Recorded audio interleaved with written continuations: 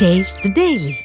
Mega TV நேயர்களுக்கு வணக்கம். பெண்கள்.com நிகழ்ச்சியில் சுபகிரகம் பகுதியில் அனைவரையும் சந்திக்கிறதுல மிகவும் மகிழ்ச்சி. இன்றைக்கி நம்ம பார்க்க போகிறது இந்த மாசி மாதம் பிறக்க போகுது. இந்த மாசி மாதத்தில் என்ன மாதிரியான சிறப்புகள் இருக்குது அப்படின்னு பார்க்கலாம். இந்த மாசி மாதம், தை மாதம் ஒரு மாதிரி விசேஷம் அப்படின்னு சொன்னால், மாசி மாதம் அதை விட இன்னும் ஒரு பங்கு அதிகம் என்றே சொல்லலாம். ஸோ மாசி மாதத்தில் சூரியன் கும்பராசியில் சஞ்சாரம். இந்த வருஷம் பார்த்திங்கன்னா சனியும் கும்பராசியில் தான் இருக்கார். இந்த சூரியனும் கும்பத்துக்கு வராரு. சூரியனும் சனியும் இந்த மாசி மாதம் கும்பராசியில் இருக்கக்கூடிய இந்த காலகட்டம் அப்படிங்கும் பொழுது கொஞ்சம் இது நம்ம எச்சரிக்கையாக இருக்க வேண்டிய ஒரு காலம்னு சொல்லலாம். இந்த சூரியன் சனி சேர்க்கையினாலே ஒரு சில வியாதிகள் உலகத்தில் பரவுறது, அரசியல் தலைவர்களுக்கு ஏதாவது உடல் ஆரோக்கியத்தில் பாதிப்புகள் வர்றது, இப்படி சில மாற்றங்களை நம்ம உலக அளவில் பார்க்க போகிறோம். அது மட்டும் இல்லை, சில இடங்களில் சண்டை சச்சரவுகள், அதுவும் இப்போ இந்த மாசி மாதம் கும்பத்தில் சூரியன் போயிட்டார் அப்படின்னா, மகா கும்பம் மேலே இந்த சிவராத்திரியில் இன்னும் எத்தனை பேருக்கு கீழே விழுறாங்க, ஒருத்தர் மேலே ஒருத்தர் விழுறாங்க, எப்படிப்பட்ட ஒரு கூட்டத்தில் நசுங்கி நம்ம எப்படிப்பட்ட ஒரு பிரளயத்தை பார்ப்போம் அப்படிங்கிறதும் தெரியலை. ஸோ இந்த சூரியன் சனி கும்பத்தில் சேருவது அவ்வளவா உகந்தது அல்ல. இப்போ ஏன்னா சூரியன் சனிக்கு பகை, கும்பராசி சூரியனினுடைய வீடு, அதில் இப்போ சனி பகவானும் வராரு. அப்படிங்கும் பொழுது இந்த மாசி மாதம் கொஞ்சம் இந்த மாதிரியான பிரச்சனைகள் எல்லாம் நாம் பார்க்க போகிறோம். அடுத்தது மாதத்தில் வரக்கூடிய சிறப்பு தினங்கள். ஃபஸ்ட்டு நம்ம சொல்லணும் அப்படின்னா மாசி அமாவாசை. ஸோ கும்பத்தில் இந்த சூரியன் மற்றும் சந்திரனினுடைய சேர்க்கை, அது நீங்கள் நேராக பார்த்திங்கன்னா சூரியனினுடைய வீடு சப்தமத்தில். இப்போ கும்பம் இப்படி இருக்குன்னா அதுக்கு டயக்னலி ஆப்போசிட் சிம்மம். ஸோ சூரியன் சந்திரனும் அதோடு சேர்ந்து இருக்கிறாரு. ஸோ இந்த சூரியனினுடைய வீட்டை டைரெக்டாக சூரியனும் சந்திரனும் கும்பத்தில் இருக்கிறதுனால தான் இந்த கும்ப ராசியில் இந்த கும்ப மாதம்னு சொல்லக்கூடிய இந்த மாசி மாதம் நிறைய பெருமைகளை கொண்டிருக்கிறது. இந்த மாசி மாதத்தினுடைய அமாவாசையை நம்ம அதுவும் இந்த சென்னை பக்கத்தில் மசான கொள்ளை அப்படின்னு சொல்லி கொண்டாடுறாங்க. இந்த மாசி அமாவாசை குலதெய்வத்துக்கு இப்போ நீங்கள் காவு கொடுக்குற தெய்வங்கள், ஒரு எல்லை தெய்வங்கள், நாங்கள் காவு கொடுத்து சாமி கும்பிடுவோன்னா இந்த மாசி அமாவாசை அவ்வளோ விசேஷம். எப்படி புரட்டாசி அமாவாசை மாகாளய அமாவாசை விசேஷமோ, மாகாளய அமாவாசைக்கு ஈக்குவலாக இந்த மாசி அமாவாசையும் ரொம்ப விசேஷம். அதுவும் இந்த காவு கொடுத்து சாமி கும்பிட்றதுக்கு ரொம்ப விசேஷம். இப்போது இந்த இந்த மாசி மாத அமாவாசையை நாம் ஒரு சுடுகாட்டில் போய் அம்மன் அந்த மசான கொள்ளை அப்படின்னு சொல்லக்கூடியது ஒன்று. ஸோ அங்காள பரமேஸ்வரி உருவான ஒரு மாதம் இந்த மாசி மாதம் தான். அன்னபூரணியாக இருக்கக்கூடிய தேவி ஒரு பிசாசுகளுக்கும் பேய்களுக்கும் மயானத்தில் அவ இறை கொடுப்பது, சாப்பாடு கொடுக்கறது அப்படிங்கிறது தான் முக்கியம். ஸோ இதனுடைய கதையை நான் இன்னொரு எபிசோடில் சொல்கிறேன். இந்த அங்காள பரமேஸ்வரியினுடைய கதை. இந்த மாசி மாதத்தில் வரக்கூடிய பௌர்ணமி ரொம்ப விசேஷம். இந்த மாசி அமாவாசைக்கு பிறகு வரக்கூடிய இந்த அமாவாசையிலிருந்து உங்களுக்கு அமாவாசைக்கு முன்னாடி நம்ம மாசி மகம் பௌர்ணமி தினம், மாசி மகம் முடிந்து வரக்கூடிய அந்த பிரதோஷம் சிவராத்திரி தான் மகா சிவராத்திரி அப்படின்னு சொல்கிறோம்.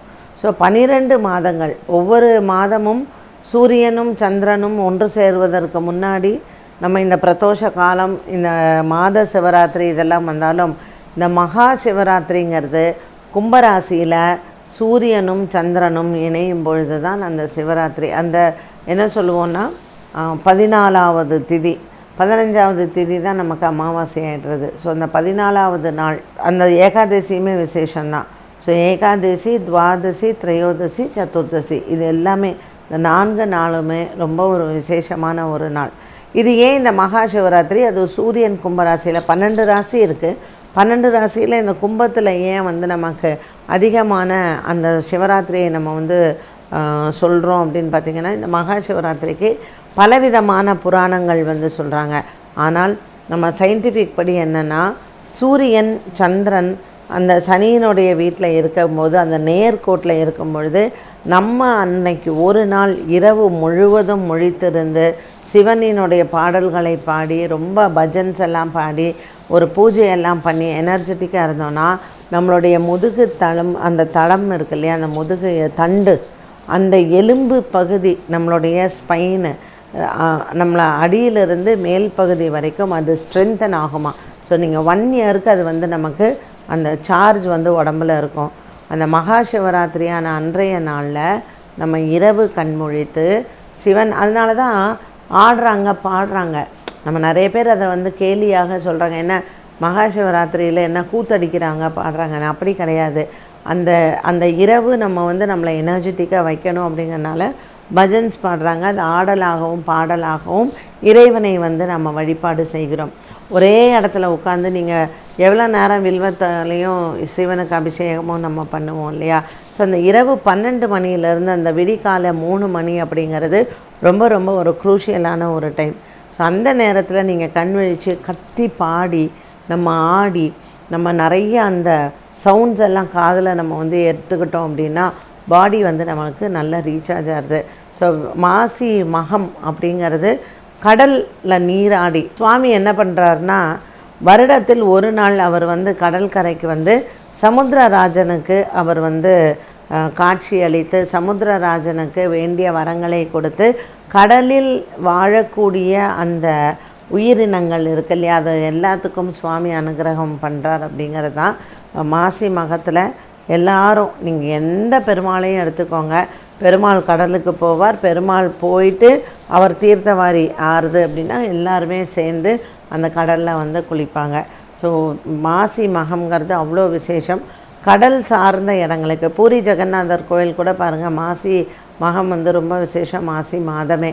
ஸோ இந்த மாசி மாதத்தில் கடல் சார்ந்த ஆலயங்களுக்கு சென்று நீராடுவது, குறிப்பாக குழந்தை இல்லாத தம்பதியினர், ஒரு கணவன் மனைவிக்கு குழந்தை இல்லை, நீண்ட வருடங்கள் குழந்தை இல்லைன்னா இந்த மாசி மகத்தன்று போய் கடலில் நீராடி இறைவனை வழிபாடு செய்து மாசி சிவராத்திரிக்கும் மாசி மாதத்தில் வரக்கூடிய அமாவாசைக்கும் நீராடி அங்கே இருக்கக்கூடிய சிவன் ஆலயங்களை நம்ம வழிபாடு செய்தால் உடம்பில் இருக்கக்கூடிய நோயெல்லாம் தீர்ந்து நமக்கு நல்ல அந்த, அதாவது நம்மளுடைய உடம்பில் சுரக்கக்கூடிய சுரப்பிகள் வந்து ரொம்ப கரெக்டாக அந்த சுரப்பிகள் இருந்தால் தான் நமக்கும் குழந்தை பிறக்கும். ஸோ இந்த சுரப்பிகள் எல்லாம் நமக்கு கரெக்டாக இருந்து நம்மளுடைய பாடியும் கரெக்டாக இருக்கிறதுக்கு இந்த அமாவாசையும் சரி பௌர்ணமியும் சரி ரொம்ப உகந்த நாட்கள் அப்படின்னு சொல்லலாம் மாசி மாதத்தில்.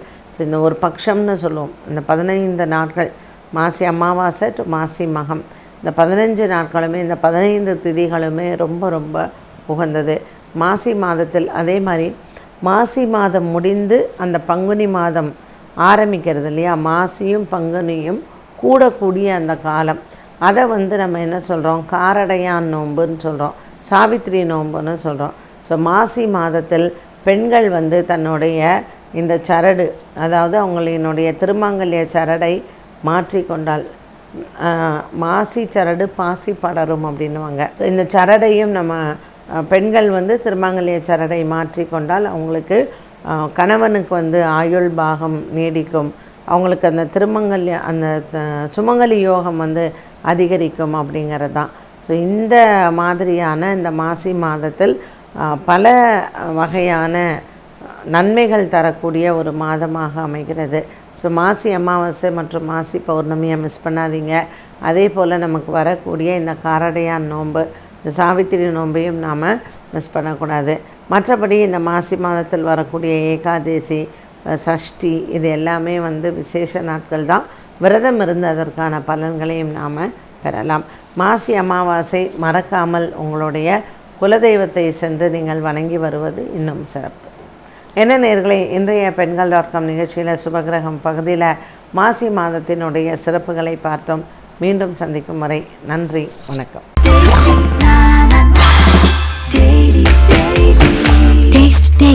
Taste the Daily.